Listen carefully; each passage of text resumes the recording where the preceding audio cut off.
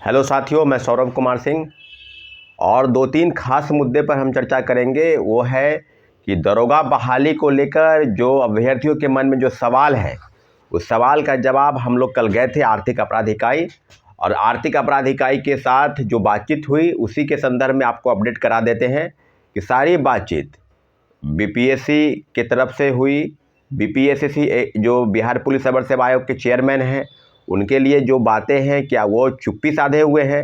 10 दिन बीत गए, बिहार दरोगा की जो परीक्षाएं हुई, पीटी परीक्षा, उसके 10 दिन बीत गए और अभी तक कोई भी संज्ञान नहीं लिया जाना इस बात की पुष्टि करता है, इस बात को प्रमाणित करता है कि सरकार जो है, जो बिहार पुलिस अवर सेवा आयोग के चेयरमैन हैं, वो लीपापोती का प्रयास कर रहे हैं। आपको सबको पता है कि 10 दिन बीतने के बाद भी जो चीज़ें की संपुष्टि होनी चाहिए इस बात के लिए कि क्या पेपर लीक नहीं हुआ।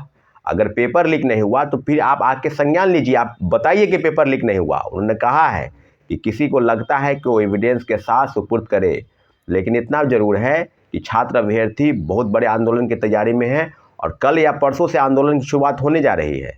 तो कल हम गुरु रहमान सर और अपने साथी के साथ वहाँ गए और जो भी चीज़ एविडेंस था, यानी जो पेपर लीक संबंधित जो डॉक्यूमेंट्स थे, हम लोग के पास जो प्रमाणित कागज थे वो ये थे कि 9:02 या 9:13 पर जो टेलीग्राम ग्रुप पर सर्कुलेट हो रहा था, जो विभिन्न जगहों से आ रहा था, उन सब चीज़ों की पुष्टि वहाँ पर हो चुकी है।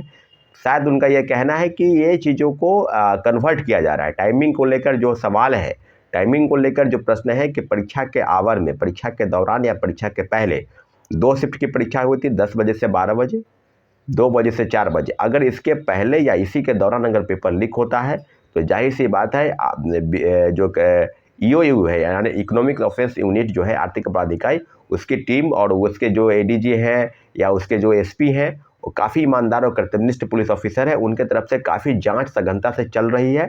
और उम्मीद करते हैं कि जो भी इनपुट, जो भी एविडेंस हम लोग को मिलेगा, हम लोग आर्थिक अपराध इकाई जाएंगे और उनको सुपुर्द करेंगे।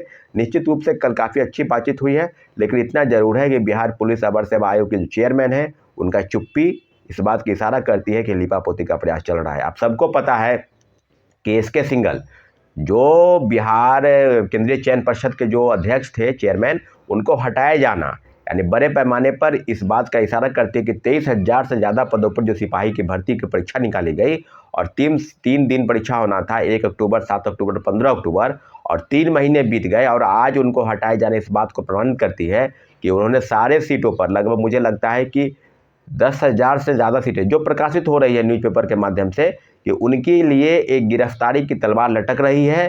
सरकार कभी भी उनके खिलाफ गिरफ्तारी के आदेश दे सकते हैं सरकार, और उनको गिरफ्तार किया जा सकता है। तो राज्य के पूर्व डीजीपी रहे हैं और इतने बड़े घोटाले के माफिया उनको कह सकते हैं कि अगर ये बात सिद्ध होती है, अगर ये बात सिद्ध हो चुकी है, आर्थिक अपराध इकाई की टीम को या कुछ ऐसा इनपुट मिला है, कुछ ऐसा एविडेंस मिला है साक्ष्य के रूप में आगे बढ़ने को लेकर, जो एसके सिंघल की गिरफ्तारी के लिए पर्याप्त है। अगर ऐसा होता है तो ये बहुत बड़ी बात है, छात्रों अभ्यर्थियों की बहुत बड़ी जीत है और उनके जगह पर आईपीएस शोभा उत्कर को बैठाया गया है।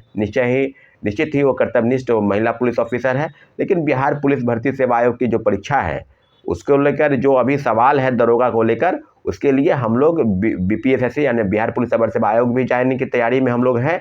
लेकिन इतना जरूर है कि एस द्विवेदी साहब को निश्चित रूप से प्रेस के माध्यम से बताना चाहिए कि पहली बार पेपर कब आउट हुआ। आप सबको पता है कि 17,000 से ज़्यादा कैमरे लगे हुए हैं, जैमर लगा हुआ है सब जगह। जो परीक्षार्थी जो हैं, जो परीक्षा केंद्र हैं, उनके खिलाफ सख्त से कार्रवाई की जा रही है। मोबाइल लेकर अंदर नहीं जाना है, आपको क्वेश्चन बुकलेट नहीं मिल रहा है। क्वेश्चन बुकलेट और ओएमआर शीट की कार्बन कॉपी की मांग हम लोग बरसों से कर रहे हैं, सरकार और आयोग उस तरफ ध्यान नहीं दे रही है। तो फिर जब ये बातें हुई तो कई जगहों से गिरफ्तारी हुई, अरवल में गिरफ्तारी हुई, लखीसराय में सलवड़ गैंग की गिरफ्तारी हुई, मधुबनी में पति पत्नी को पकड़ा गया। तो काफ़ी चीज़ें हैं जिसको लेकर अब गंभीरता दिखाने की ज़रूरत है और छात्र अभ्यर्थी अब आंदोलन की तैयारी में हैं। आंदोलन अब बहुत जोरदार होने जा रहा है। हम लोग बैठक कर चुके हैं और जितने भी लोग सुन रहे हैं मेरी बातों को, खासकर दरोगा अभ्यर्थी, उनके मन में जो सवाल है, अगर किसी को लगता है कि एविडेंस है तो कल भी हम, एक दिन पहले भी हम गए थे, कल भी हम सर के साथ गए थे और आगे भी जाएंगे।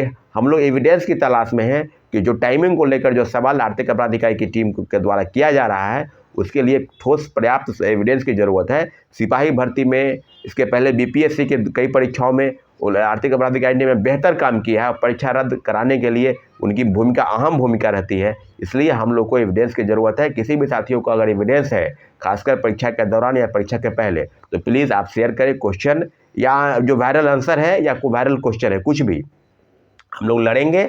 लेकिन दरोगा पेपर लीक में अगर पेपर लीक हुआ है तो रद्द कराने के लिए जो भी आंदोलन की ज़रूरत है, तो सब छात्र, एक छात्र जितने अभ्यर्थी हैं 6,61,000 सब मौजूद होंगे और सब अपनी लड़ाई को मजबूती से लड़ेंगे साथियों, क्योंकि भ्रष्टाचार के खिलाफ लड़ाई लड़ने की ज़रूरत है। पेपर लीक हुआ है तो आयोग को रद्द करना होगा।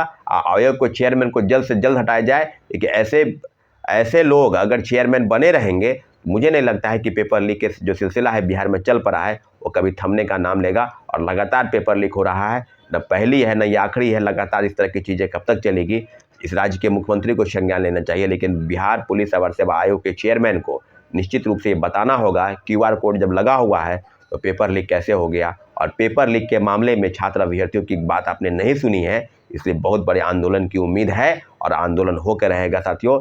धन्यवाद। जय हिंद, जय भारत।